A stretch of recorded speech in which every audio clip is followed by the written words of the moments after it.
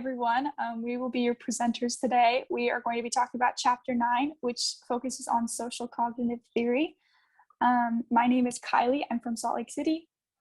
I'm Taylor. I'm from California. And I am Esther. So my Chinese name is Fung, but just call me Esther. I'm from Hong Kong. Awesome.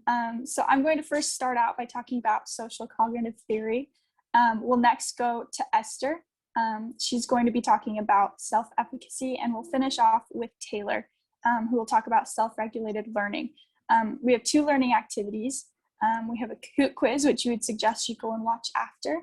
And then during my portion of the presentation, we'll have some examples that we'd like you to practice.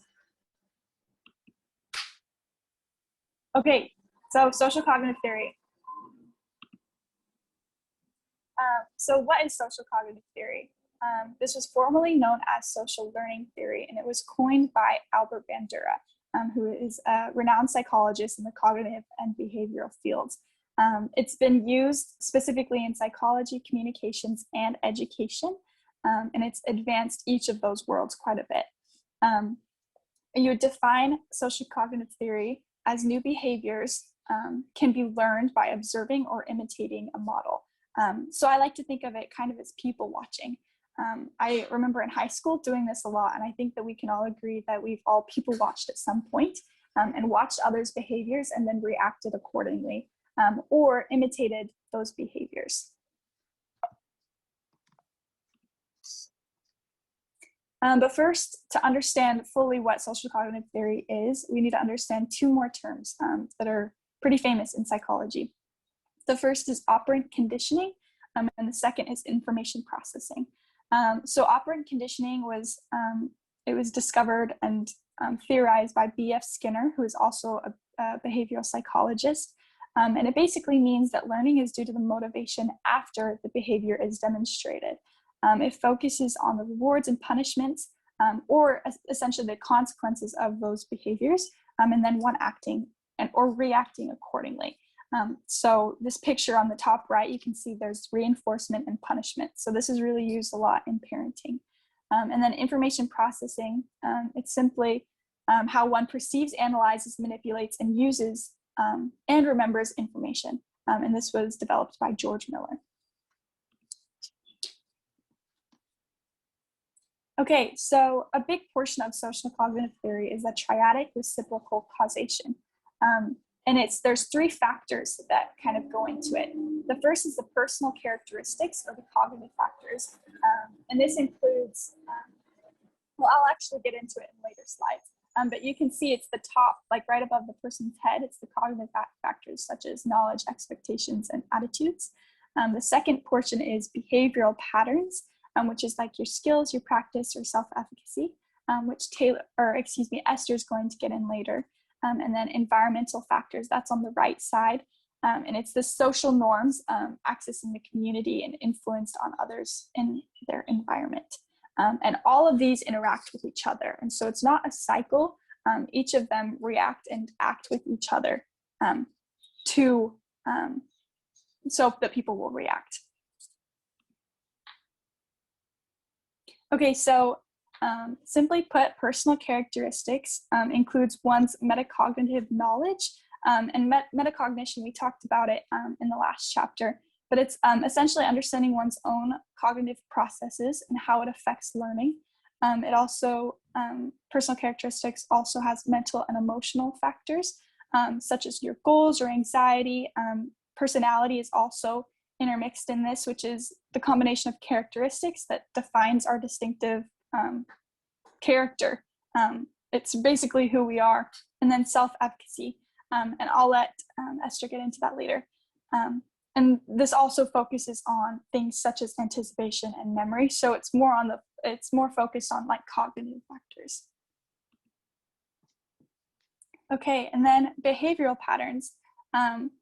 This includes one observing oneself, which essentially means like using personal journals or notes on various factors, because those really do influence your learning, your motivation, and your self-efficacy.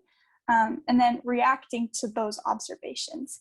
That is through self-evaluation, which is making changes to your behavior to overcome or reduce perceptions, anxiety, and ineffective learning strategies.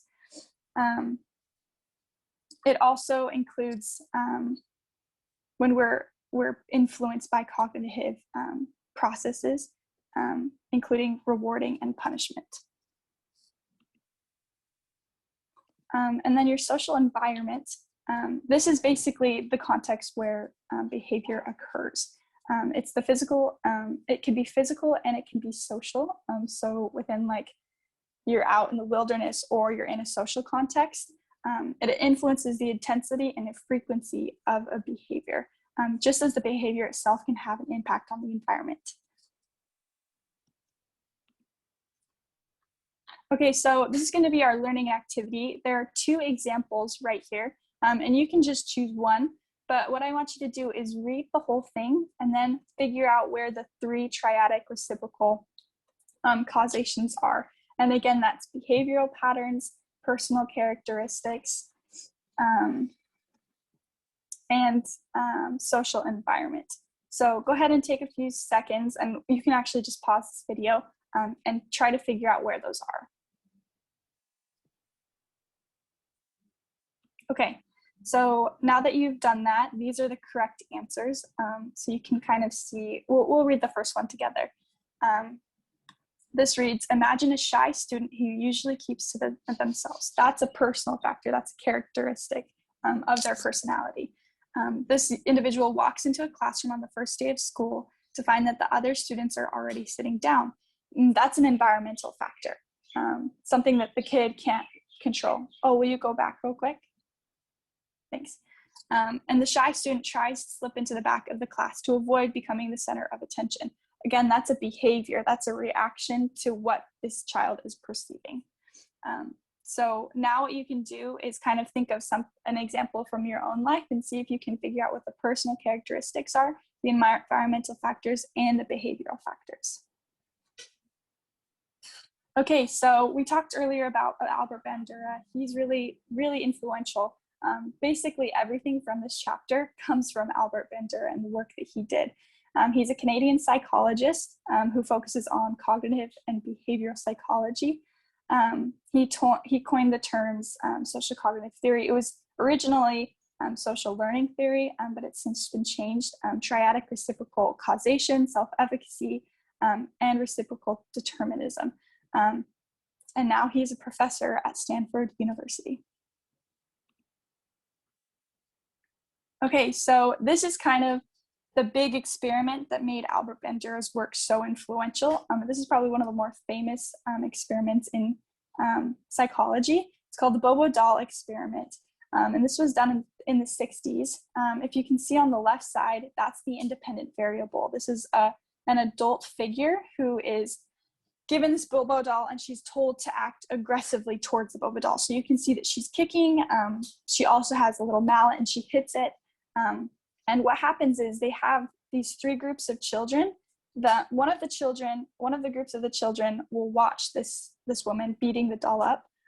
That's the independent variable. And then the next group of children, they will not.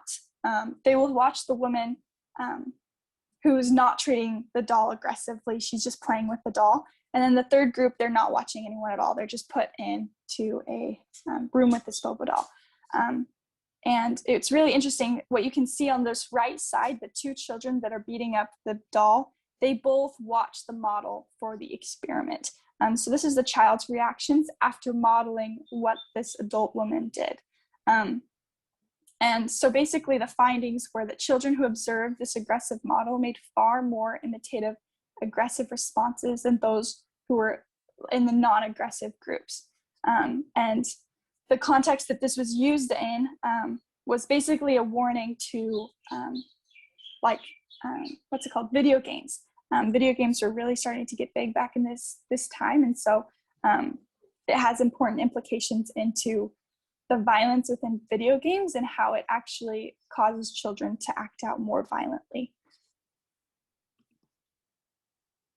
Okay, and then personal agency. This is another really important factor when talking about social cognitive theory, and it refers to the potential control humans have on a behavior. So you can see on this right side, it's choosing between an apple and an orange. If you don't have a preference to either one, that sometimes can be a hard choice. And we develop these skills of choosing and personal agency through self-control and self-regulation. And it's actually different than operant conditioning, which it's kind of confusing why, but operant conditioning basically defines that our behaviors are strongly influenced, if not determined, by environmental stimuli and consequences, whereas personal agency focuses on the reality that we can change or grow out of actions or behaviors that are defined by our environment.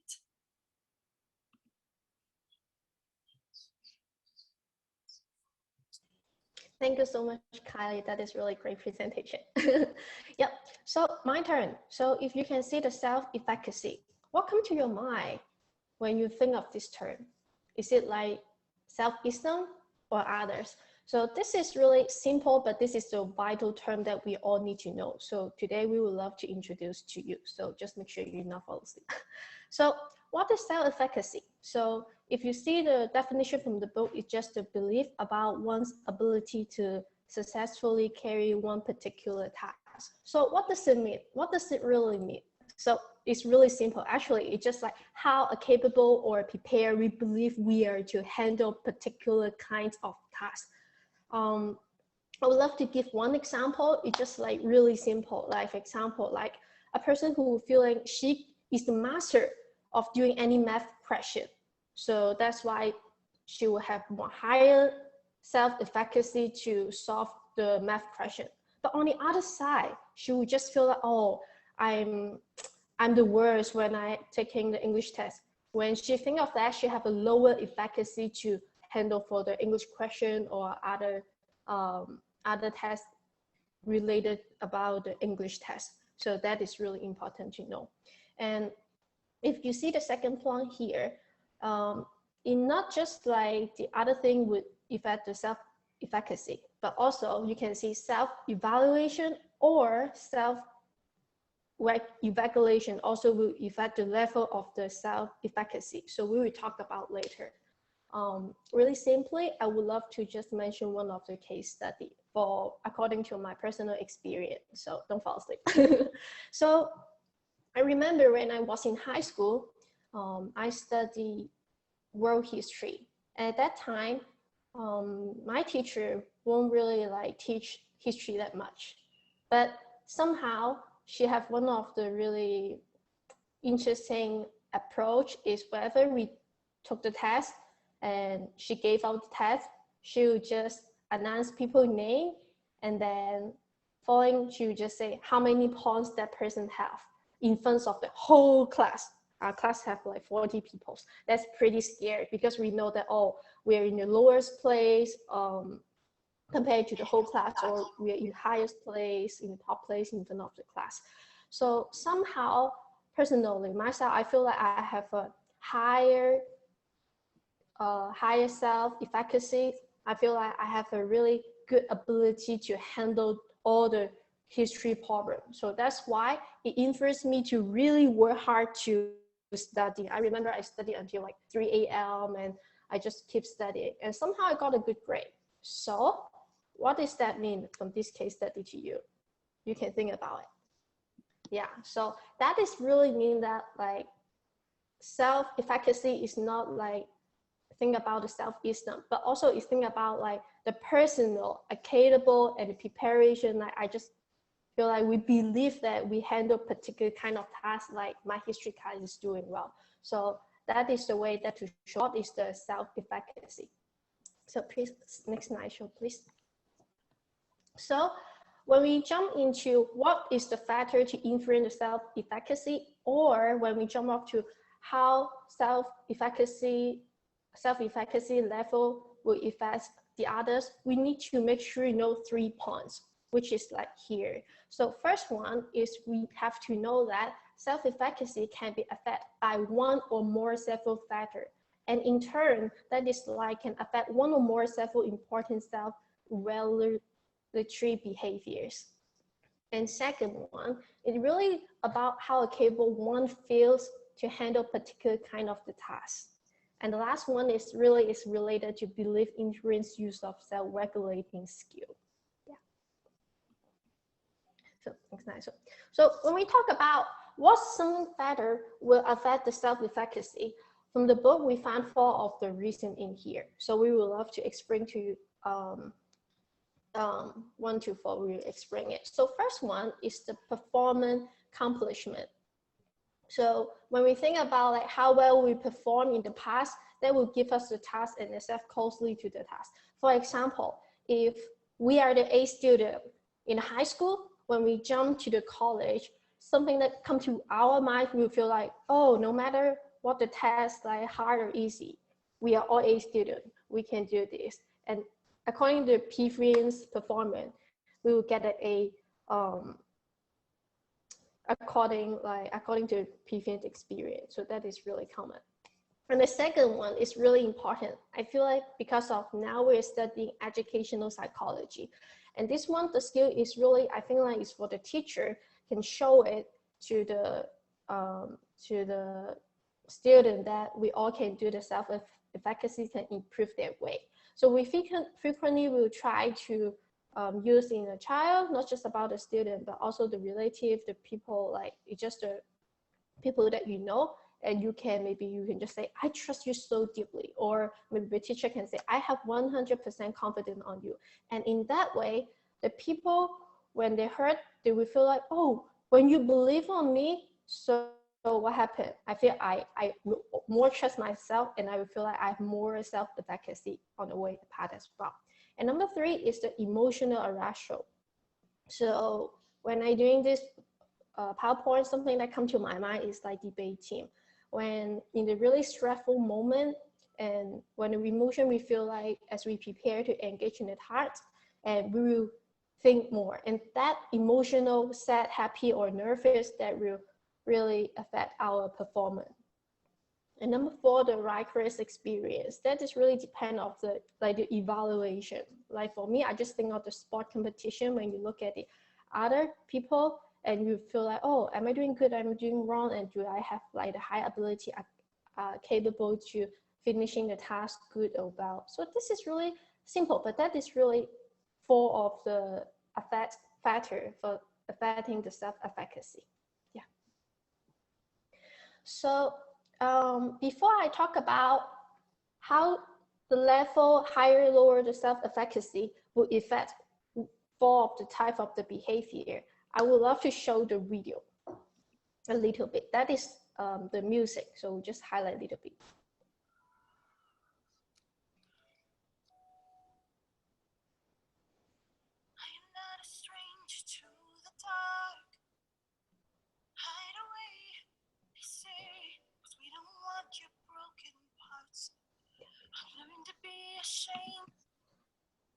What is that?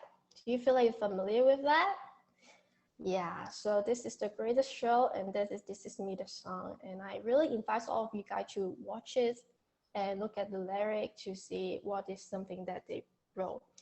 So I would love to point out that it's like it really doesn't matter with like what the factor affect the self-efficacy, but that is really related to the other topic which Taylor later we're talking about. The self-regulation also is the factor to affect the self-efficacy. So it's really as we be ourselves, and that would be change our personal self-efficacy lower and higher much. So yeah, so I will talk about the factor like how these affect something behavior. And first is like selection process. Like we will just, if we have a higher self-efficacy, we will feel like, oh, we will have different situation for the decision. And second one is the cognitive process, how we think. And number 3 is the motivation process. For example, I'm just thinking of the level of effort for a degree of a percentage. And last one is the affective process. For example, like that would also, it's not just about something will change to our level of anxiety and to affect the self-efficacy. after we know that our efficacy is like higher or lower, that will also affect our emotion. So that is really important to remember. So for the next slide, I do have one of the discussion. So in what way the teacher can increase students' self-efficacy level? So we pointing about like 4 of that according to like the performance, the verbal, emotional, or vicarious. And I would love to invite you to think of it, but personally, I want to share is the verbal perseveration is the best that I feel like the teacher can do. It's just like, I have 100% confidence on you. You are doing a great job. You can continue to do it. I think that is the one that most effective. So for the next topic, I will just give it to Taylor to introduce what is the self-regulated learning. All right, so self-regulated learning is what I'm going to talk about. First, before we get into self-regulated learning, I want to talk about what self-regulation is. So self-regulation involves the consistent and appropriate application of self-control skills to new situations. And why is this important for school? It is critical for students to acquire for 3 different reasons. The first reason being, as we get older, or as students get older, they are expected to assume greater responsibility for their learning. Thus, they receive less prompting and guidance from teachers. And I'm sure we all noticed this, that as we moved from elementary to middle and high school, that a lot more of the responsibility for our learning was put on ourselves, and we had to take responsibility for that. The second reason is that students will be expected to remember a larger and more complicated amount of materials for the test. So in our own lives, I'm sure we've also noticed that the older we got, the more information was on our test and the more difficult it was. And that's why it's important to have self-regulation, because it will help us form good study habits that will help us get good grades. And then the last reason is because not only is it valuable in school, but in today's world, individuals will need to be self-directed over their lifetime. So now we're going to talk about the components of a self-regulatory system, because it's broken down into 3 phases. The first phase is the forethought phase. This phase is subdivided into task analysis and self-motivational beliefs, and this would occur before you are beginning a task, so before you're starting, your homework or your test or whatever it is. And some examples of task analysis would be setting goals for yourself and formulating strategies about how you're going to do the work. And then some examples of self-motivational beliefs, which are things that could affect the way you work, which is your self-efficiency, which we talked about earlier, your self-regulated learning, thinking about the consequences and benefits from how you perform on that task, your intrinsic interests, and your beliefs about that task. Then the second phase of this is the performance phase, and this is divided into self-control and self-observation, and this is activated while you are doing the task. So some examples of self-control would be focusing your attention, performing self-instruction tactics and learning tactics. Some examples of self-observation would be recording and monitoring how you are doing, and then trying out different forms of your behavior during the task. And then the last phase is the self-reflection phase. This is composed of self-judgment and self-reaction, and is performed after a response has been made or after the task is done. Some examples of self-judgment are evaluating your behavior and attributing the outcomes of your behavior to either effort, ability, or luck. And then some examples of self-reaction would be self-reinforcement and drawing inferences about where you need improvement. So now we're going to talk about the developmental limitations, because this is something that teachers may notice, that in the forethought phase, young children are more limited at attending to a teacher for an extended period of time. So if you're just talking or giving a lesson for a very long time, the students may have difficulty focusing for that long. They also have difficulty distinguishing which information you are giving is the most relevant to them. And there's difficulty formulating and maintaining the long-term goals that they are creating for themselves. In the performance phase, there are limitations at ignoring distractions such as self-doubt and performing tasks slowly enough, and selecting the appropriate learning tactics to perform that task. And then lastly, in the self-reflection phase, there is difficulty comparing themselves to peers, because younger students often just focus all their attention to the teachers, and they have difficulty being able to compare their performance to others. And then there is difficulty making appropriate attributions. So they may be able to recognize either their success or their failure, but they have trouble attributing why exactly it happened. And then lastly, they have some difficulty accurately assessing the level of their own capabilities. So next we're going to talk about what is self-regulated learning. So how self-regulation applies directly to learning. Self-regulated learning refers to any thoughts, feelings, or actions that are purposefully generated and controlled by a student to maximize their learning. So right here below this, we have some examples of what a self-regulated learner would do. They would provide themselves with the appropriate amount of time to study. So I'm sure we've had moments where we all try to cram all of our studying into one night. So how we could use self-regulated learning would be dividing up our studying just like an hour or two per night before a test.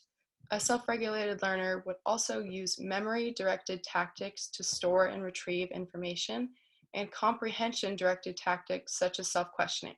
And I'm going to go into those tactics more in the next slide. And then the last example that I have is a self-regulated learner would create self-tests so that they can monitor their progress. So now to talk about those tactics and how a teacher could help a student become a self-regulated learner. So first, we're going to talk about the two things, learning strategies and learning tactics. They're very similar, but just slightly different, so we'll discuss that. A learning strategy is a general plan that the learner formulates for achieving a somewhat distant academic goal, such as getting an A on an exam next month. And then to help students create good quality learning strategies, it is recommended that the teachers use the three-phase self-regulation model as a guide. And that's the forethought, the performance, and the reflection phase as a guide. And then a little bit different, we have learning tactics, which is a specific technique that a learner uses to accomplish an immediate objective. For example, understanding what you've just read to be able to recall it. So these tactics can be broken down into memory-directed tactics, which produce accurate storage and retrieval, and comprehension-directed tactics, which help a student understand the meaning of the ideas and their interrelationships. So lastly, we are going to talk about some examples of those learning tactics that we just talked about and how you can use them. And maybe while I'm going through these, you can think of some examples of times that you've used this or a teacher has used this to help you. The first one we have is rehearsal. This involves rehearsing small sets of information for several repetitions to retain them. So it's just kind of like memorizing using flashcards. Then we have mnemonic devices, and this is a memory-directed habit that helps students organize information to make it more retrievable. Some examples of the ways you could organize this information is using rhymes, acronyms, acrostics, keywords, things like that. And then next we have self and peer questioning. This is recognizing how different types of questions make different cognitive demands, and it helps students better understand what they read. So as a student or a teacher, you could have each other create questions for yourself throughout the reading to make sure you're understanding, and you could also question peers in the classroom. And then next we have note-taking. I'm sure we're all familiar with this. This is just writing down important information for better retention and comprehension. And then lastly, we have concept mapping, which is a technique that helps students identify, visualize, organize, and represent the relationships among sets of ideas. All right, so that is it for the presentation. Thank you guys for watching. Thank you. Thank you. Have a wonderful day, everyone.